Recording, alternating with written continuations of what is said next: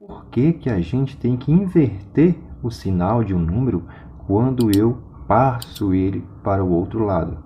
Olha só, é o seguinte, para começo de conversa, saiba de uma coisa: não existe na matemática essa história de passar um número para outro lado. É isso aí mesmo. Você pode estar se perguntando, ora, como é que pode se eu aprendi assim na escola? Eu também aprendi assim na escola. E muita gente sai do ensino básico sem saber matemática, apenas conhece um conjunto de regras. Foi passado para elas, faça assim que dá certo e pronto.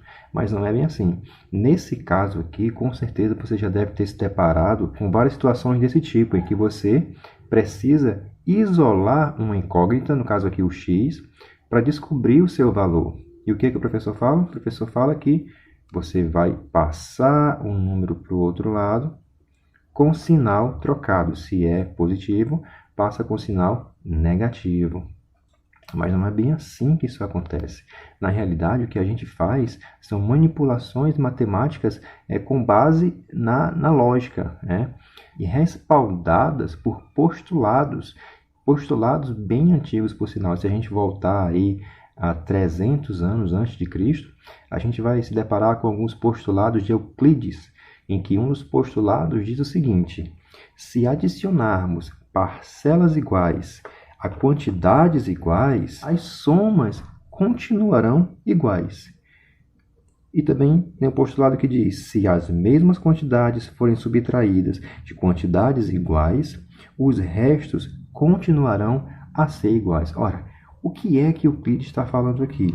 Bom, ele está falando, em outras palavras, que quando nós temos uma igualdade, como é o caso aqui, nós podemos manipulá-la da seguinte forma: eu posso adicionar qualquer valor de um lado, desde que eu também adicione ou subtraia o mesmo valor do outro lado, fazendo assim com que a igualdade permaneça em equilíbrio. Por exemplo, aqui nessa situação, nós temos que isolar o x para encontrar o seu respectivo valor. E para isso, nós temos que tirar esse 2 daqui. Mas não é passando para o outro lado que a gente tira esse 2 daqui. Se eu tenho 2 somando, como é que eu posso fazer para tirar esse 2 daqui? Ora, basta eu aplicar a sua operação inversa. Como o 2 aqui está somando, eu subtraio 2. Agora, para que a equação mantenha o seu equilíbrio, eu tenho que fazer o mesmo do outro lado. Então, eu subtraio 2 aqui também do outro lado, fazendo com que a equação não tenha o seu valor alterado. No caso, o 2 aqui vai cancelar com 2, mais 2 menos 2 dá 0, e fica apenas o x, que é igual a 6 menos 2. E nós achamos que o x é igual a 4. Viu aí? A gente não passou nenhum número para o outro lado, a gente também não mexeu com o valor da equação. A equação continuou valendo a mesma coisa. A gente apenas aqui aplicou a operação inversa para sumir com esse 2 aqui e poder isolar o x, mas fazendo isso, tomando toda a cautela para manter essa igualdade em equilíbrio. Para isso, o que a gente faz de um lado, a gente faz do outro, beleza? Isso também se aplica para o próximo caso aqui.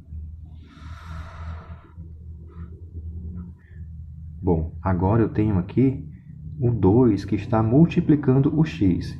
E como é que o professor fala? Ora, se está multiplicando, passa para o outro lado, dividindo, não é assim que falam?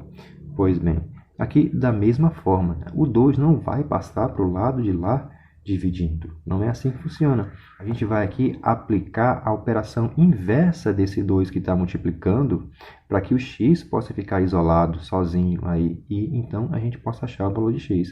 No caso, a operação inversa da multiplicação é a divisão. Então, como que a gente faz aí para sumir com esse 2? Muito bem, a gente vai dividir por 2 dos dois lados para poder manter o equilíbrio da equação. Eu divido por 2 aqui e eu também divido por 2 aqui do outro lado. Nesse caso, 2 cancela com 2 e vai ficar apenas o x, que é igual a 6 dividido por 2. E nós achamos que x é igual a 3. Beleza, galera? Se você tem alguma sugestão, coloca aqui nos comentários que quem sabe a sua sugestão vira um vídeo aqui também. Beleza? Valeu, um abraço.